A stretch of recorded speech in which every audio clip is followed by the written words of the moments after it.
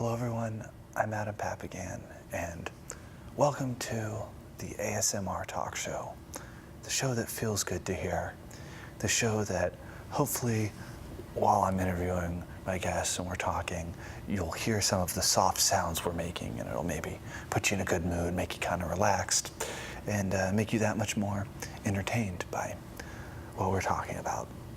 Before we get into the show tonight, just to share a little lesson I learned. That makes it sound bad. Just a little tip I want to give you guys all. So this weekend, I'm at the Beverly Hills Hotel. They got this coffee shop, ground floor.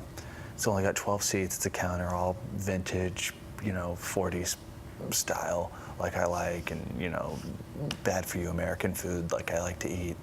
And I'm just like, cool, I'm gonna go step out of my comfort zone a little bit, go to this classy place, but I was a little, I wasn't a guest there or anything, so I felt a little on edge there, not really myself, but anyway, I'm in there, and I walk in, and it's total old school, and you just have to sit wherever on the counter, and the waitress was like, oh, sit wherever, and this guy, the counter, three-piece suit, older guy, he's like, oh, sit right here, sir, and he moves his newspaper, and he's like, reading the newspaper while he's waiting for his food to come. Just very old school to see somebody wearing a suit, reading the newspaper at breakfast.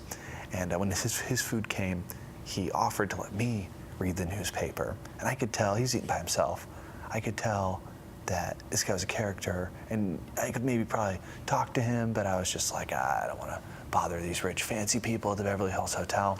But he finishes and he leaves. I was thinking like, man, that guy was weird. I should have talked to him. And I knew this, like you should talk to people out in public, not bother them, but you should talk to people because, a great way to increase your opportunities is by meeting more people, and then they can maybe help you out or whatever. So with that lesson I was at Universal Studios yesterday, and my way up the hill, I remembered a friend of mine said that he worked at the Pete's Coffee at the bottom of Universal Studios. And I didn't even want coffee, but I was like, you know what? I remembered what happened at the coffee shop at the Beverly Hills Hotel. I was like, I should go in, say what's up to this guy. How many people do you know? Say what's up. So I go in there, he's like, yo, Adam, what's up? Gives me a free coffee and a cookie and introduces me to the manager, and we're joking around. So I'm pretty sure I could get free coffee from her now, too. So, I put it into practice, but I wanted to specifically mention it on the show to all of you that I'm really going to try to talk to strangers in public, out in the world, more, because you never know who you're going to meet, what weird thing is going to happen. And I think by announcing it on the show, it'll give me a little accountability to you all. So hopefully more adventures coming your way real soon. My guest tonight has, I've said this before, there's two ways to have a long career in the music industry. You either do really unique stuff and you're always hustling, or you work behind the scenes, because then you're not attached to anybody. You can work with a lot of different people and put your spin on it that way. My guest tonight has done a little bit of both. He's a drummer. He's worked in the underground hip-hop world. He's worked with the Pharcyde and Erykah Badu and the Freestyle Fellowship, lots of people. And we were talking before the show, local guy, lives in Altadena. Please welcome JMD. What's happening, man? How you doing, my brother? Cool. How do you like the soft talking? It's kind of cool, man. I can channel my inner Miles Davis, you dig? Right, yeah, that's the idea. Yeah, this is cool. We actually talk like this, in between sets, So how'd you so you're a drummer, and hip hop is not, they don't use a lot of live instrumentation normally, but your contributions really, I think there should be more of that. I think there should be more live instrumentation stuff, but I guess my question is, how'd you take your experience in the jazz world and get in with all these hip hop artists? Well, it started with some of the elders of my village that brought me up, the cats like Horace Taft Scott, Billy Higgins, Juno Lewis, people of that nature that nurtured us, and they shared the magic with us. And, we wanted to share the magic, with the other young cats that came around. So also, one of the cats that hit me to how to actually perform with spoken word artist was Father D of the Watts Prophets. So he got my mind in shape to deal with making music that wrapped around his words instead of overshadowed his words. So do you, you've been around a long time, best way to put this, do you remember a time before hip-hop? Do you remember when there was no hip-hop? Oh yeah, but there was always hip-hop, but there wasn't hip-hop. There's always been rap before there was hip-hop. So I heard it. We used to do it before we ever heard of the word. In 1973, me and my friends, we would beat on my friend's dad's Cadillac. He had like an old 1966 Cadillac, and we'd make beats on it, and we would like play the dozens and talk about each other's mom with rhymes. And then one day, one of this cat, his name's Curtis Hines, he kicked a gangster rap, and this was 1973. He was just talking about regular neighborhood stuff. We never heard of hip hop. We were on the West Coast. Grew up on like the west side of Compton in LA, right on the borderline, you know what I mean? So we never heard that, but we had DJs and disc jockeys who would rhyme anyway. And there was all type of rhyming that was going on. Eddie Jefferson, King Pleasure, people like that was doing it in the 30s, so it wasn't new to me. And were you classically trained in drumming? Did you go to like a conservatory or something to learn how to? You classically trained in jazz drumming? No, I grew up playing funk and R&B, like the music of my youth, like these kids do now. We started off, I was trying to play Earth, Wind, and Fire, because that's what was happening. Bootsy Collins, Parliament, James Brown.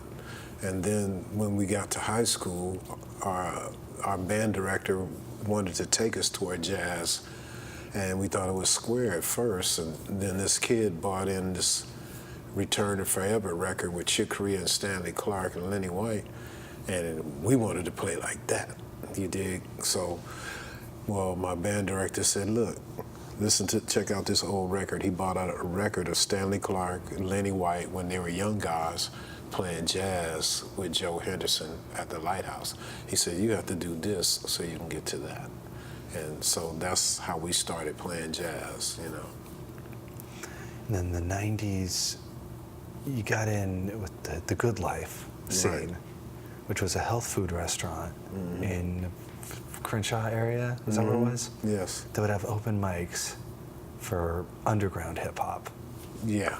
In what year, what era? This is like the early 90s? Yeah, it started when I got back in 1990, when I moved to New York to do what I ended up doing here. It didn't pop off in New York. Yeah. They weren't really receptive to what I was trying to do. And so when I came home, someone had told me about the Good Life, you know, and we just rolled up in there. And I saw the future. It's like everything I wanted to do in New York, I could do at home. And with these exceptional wordsmiths, they weren't just rappers. They understand the power of words, lyrics, storytelling, and give it to you with a chop and style, you know. Why do you think people in LA had that style over when the East Coast people couldn't? That's a good question. No one's ever asked that. You know, we listened to our parents' records. You know, my mother hit me to Sly Stone, you know, and the Jackson 5. And my father had Wes Montgomery and Cannonball and Miles and James Brown and Al Green. So that was all in us, you know. We didn't really make any distinction in styles, you know, coming up in the 60s and the 70s, you know what I mean? So it was already in me, you know what I mean? And back then, I feel in the 60s and 70s, I feel like people didn't really care about genre as much. No, they didn't. Music was just, because there was less music. Yeah, I mean. So if you liked music, Yeah. you just get whatever music you can get. Yeah, DJs were very flexible back then. You know what I mean? We had a radio station called KGFJ that had a DJ named the Magnificent Montague. Great DJ. If you do your research on him, he's a whole nother story in itself. But these DJs, like reggae DJs, would rap. You know what I mean? So that was part of the job. A DJ really meant to rap and bring the music. So these dudes would rap over records, but talking about whatever, selling a car or come down to this or that or whatever. And they was always doing it. So when I heard Sugar Hill, I was deep into jazz at that moment and playing jazz fusion. And I heard Sugar Hill, and it was kind of like a battle between those two things for me. And, you know, then I kind of like forgot about it for a while. Then rap started getting bigger and bigger. And when I heard KRS-One lyrically break out, and I heard Big Daddy Kane rhythmically break out of the same old stuff, that's when I like, oh, there's a chance. And that's when I decided to do that. I was watching some old videos of The Good Life, and it seems, the shows seem pretty good. Like, from a performance standpoint, you really felt like you were seeing like, oh, these are great performers.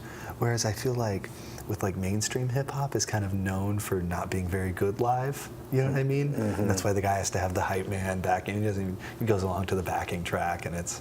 Yeah, it's like everybody's borrowed from that style. That style is approaching 30 years old. But anytime you hear somebody rap in what we would call an elevated style, the Good Life inflections have to be used. Like Kendrick Lamar, when he does his chop, that's Good Life. Everybody, all of these, even the Migos, even though they don't know about the Good Life, they're getting it from someone else. But that Good Life chop went on over to Project Blowed, and it kept growing and kept growing. You know, like I said, the fathers of that style, Freestyle Fellowship, Chillinville Empire, all the OG Good Lifers, the Rebels of Rhythm, which are now the Jurassic 5. All of these people, you know, they came together and they started seeing the possibilities. You know, I showed them a few little tricks of like, you know, hipping them to some people that have already done something similar so they can get more ammunition. Like I hipped them to the jazz singers, and then I hipped them to how to shadow jazz instruments. And they could always rap, they could always kill it, but that just gave them a little bit more of another edge that other people weren't getting. Were you one of the only more traditional musicians hanging around at the time? Well, the traditional musician? Like, who can like play an instrument, you know what I mean? Versus someone who's just, oh, I make beats, or oh, I'm a rapper. Well, I'm not saying they're not musicians, but... Okay, well, this is what happened, because I lived through it, okay? I'm like one of the last years of kids being trained. Everything I am today, I learned from junior high school to high school. I'm an aircraft mechanic, and I'm a musician. Both of those skills were brought to me in junior high all through high school. Okay, and so when Ronald Reagan came into power out here, he ended all that. He wiped out bands, he wiped out auto shop, machine shop, metal shop, drafting, all of that stuff. So there was no real outlet for these kids other than hip hop. I mean, all you had to do was go get your mom and dad's old record collection or a drum machine and rap, and you didn't even need that. I mean, we beat on cars. Kids in the 80s and 90s beat on lunch tables, you know, and made their own rhymes. So economics is what brought rap along. You know, it's still a traditional music, though. It's still traditional, you know. There was a funny story I heard about The Good Life. They would have sort of a Showtime at the Apollo thing where if they didn't like somebody, they would pull them off the stage. Oh yeah, big time. I had to do that a couple of times. And you sometimes you were the one who had to be like. Yeah, I've done it, but it's the one that everybody usually talks about is Fat Joe. Okay, yeah. So we gotta I'm getting it from the control. The We gotta neighbors. talk close. My neighbors. Oh my God. Yeah. Okay. So you Back had to cool. Yeah. Back to cool. Yes. Yes. You had to kick Fat Joe off the stage. Yeah. He The Good Life had very strict rules of no cursing was allowed, so that made you a better rapper because you had to think of something other than expletives to, serve another rapper. And that was pretty much the major rule. So in the major rule, Fat Joe decided that he could not rap without cussing, so he decided to go a cappella and without a beat. But that he could still curse. But he didn't cuss. So he was kind of unarmed. He couldn't rap because he couldn't curse, and all of his raps were written already over beats. So he thought if he just do it a cappella, he can think around and try and come around. But people there really could freestyle. They can go up there and go for hours without doing any written material, I had to remove the mic. They gave him a chance. They was like, hey, Fat Joe. And all of a sudden you start hearing it in the crowd. Please pass the mic. Please pass the mic.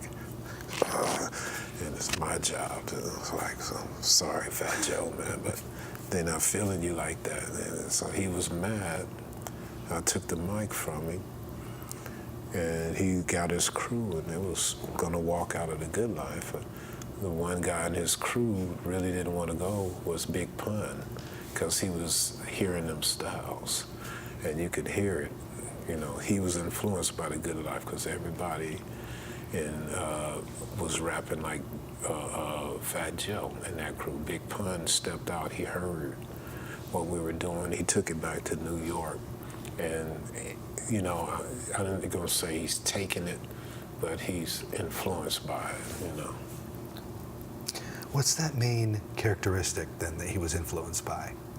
What would that main characteristic be? Like if you had to distill what set the Good Life apart from other things going on in rap, and also too, for that matter, gangster rap was right around the same time, right? And that was very angry. Those guys always kind of seem like posers to me. Whereas the Good Life, kind of alternative hip hop, seems like it comes from a more organic, more like, hey, we're from SoCal, sun shines here. We like smoke weed, like we're chill here. You know what I mean? No, well, they didn't allow any of that, but they were definitely chill. Jeannie and Phil were the owners and proprietors of the Good Life. It was a natural food, organic cafe. They brought health food to the community. That was something new and like, what is this?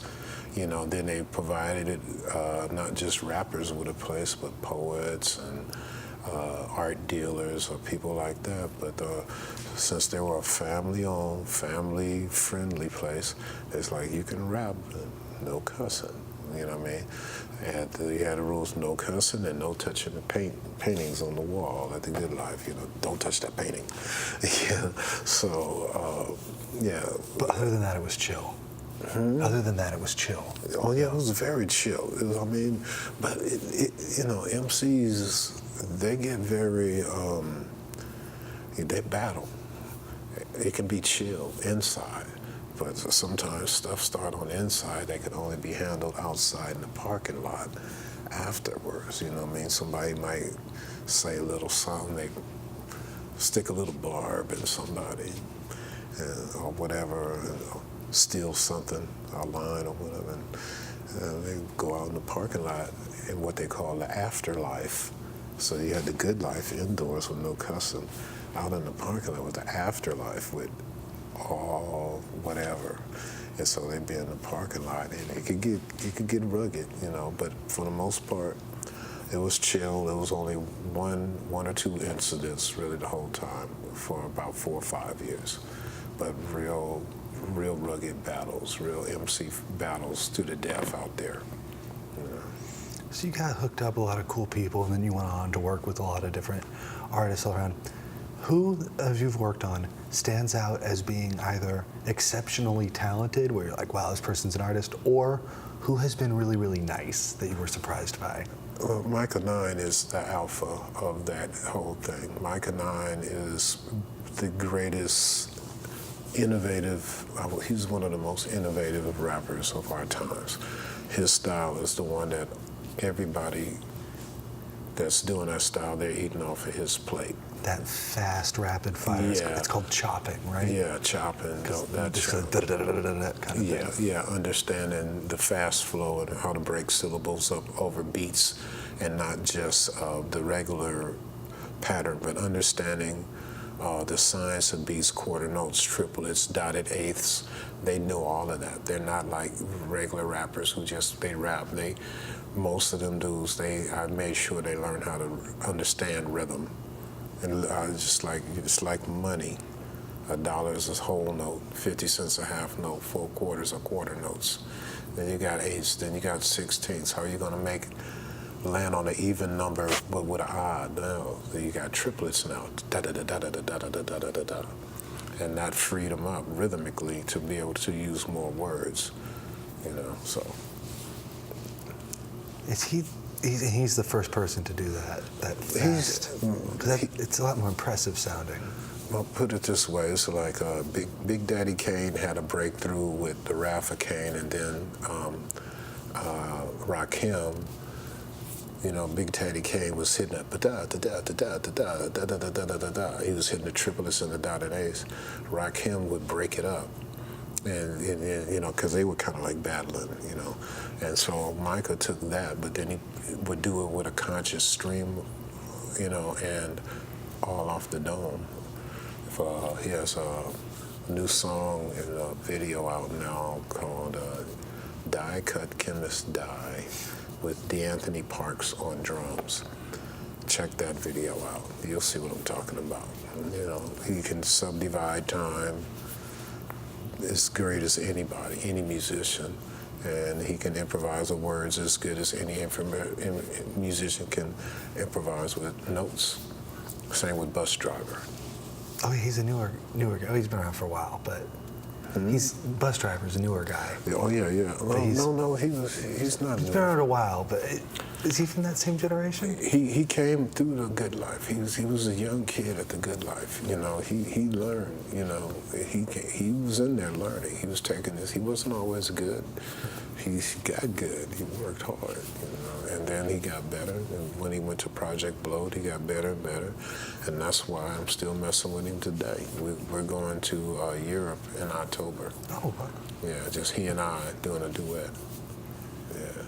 So you'll be doing live drums? I'll be playing drums, and he has his drum machine. Okay. So he'll be rapping and hitting samples and stuff with his drum machine, and I'll be playing,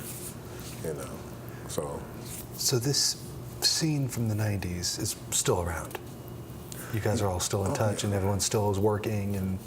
For the most part, most of us are working, because it's taking that to come back around. It's like good rapping is still good rapping. Art is still art. It's like, old rappers like Curtis Blow and Kool Moe Dee, they're going to always have fans who want to hear those hit records. But we have fans that want to hear styles. They want to be impressed with skill levels. They don't really so much care about you doing your hit record. They just want to be blown away by your skill level and what you bring in the performance. And that's what we have. We perform. It's not a gig, It's a performance. And we try and reach in deeper than everybody. We go for stuff that we always on the edge, always. It could go good or bad, but it always go good, Just throwing some showmanship in there. Yeah, well, I don't know. Sometimes the showmanship is us really trying to get there. We know a lot of times, a lot of stuff we do, we're not really conscious of it. It's what you do to have to be able to, some of the rappers, you see them are very animated with their hands. Yeah. That's their instrument. That's the trumpet. That's their guitar. That is helping them to articulate the beats and the rhythm. So you see, Do you think that era of the 90s was like the golden age of hip hop? Yeah. You're probably a little biased because it's your era, but Okay. what would you attribute that golden age to? What factors? Creativity and everybody trying to be original and not biting. Now everybody sounds the same and they don't even care. They don't even care. You know, these kids would be called out in my days, you know what I mean? You just can't do that. You can't do that. You have to be original. Your bars got to be original. Your flow got to be original. Your persona, like Volume 10, he's an original. Nobody in the world sound like Volume 10, you know. Charlie Tuna, same with him. Mike and I, AC Alone, Jupiter, Peace, Rifleman. They all sound different. Even though they can all chop, they all sound different and got their own style of doing it, you know, so. So by creating a scene, people are in competition a little bit, brings everybody up. Mm-hmm. And you guys are all still friends now, for the most part. Till today, I mean. Except with Fat Joe. Except for who? With Fat Joe. Oh, no. Nah. He cries himself sleep on his mattress full of money about once every 5 years, thinking about what we did. JMD, any projects or anything you want to tell people about? Yeah, I'm working with Joseph Lineberg on his latest album called The Archer, and also did some stuff with Ganja Sufi.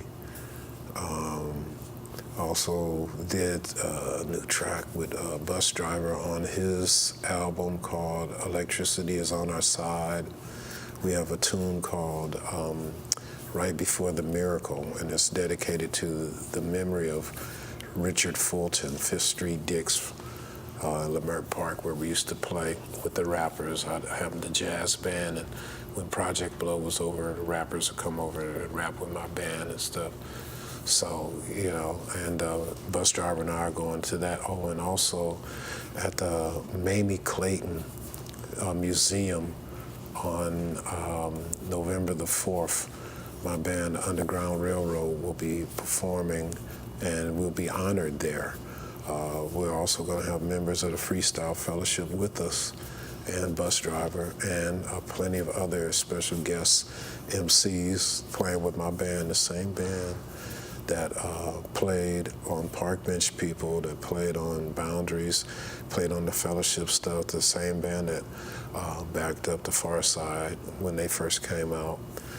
You know, so we'll be doing that on the 4th of November at the Mamie Clayton Library and Museum. Well, there you have it, folks. Keep at it, keep doing cool stuff, just like JMD has done. And it'll go all over the world to influence people. Thank you so much for sitting down with me. Thank you all for watching. Till next time, this is Adam Papagan reminding you there's a place you can go, and it's your mind. Good night.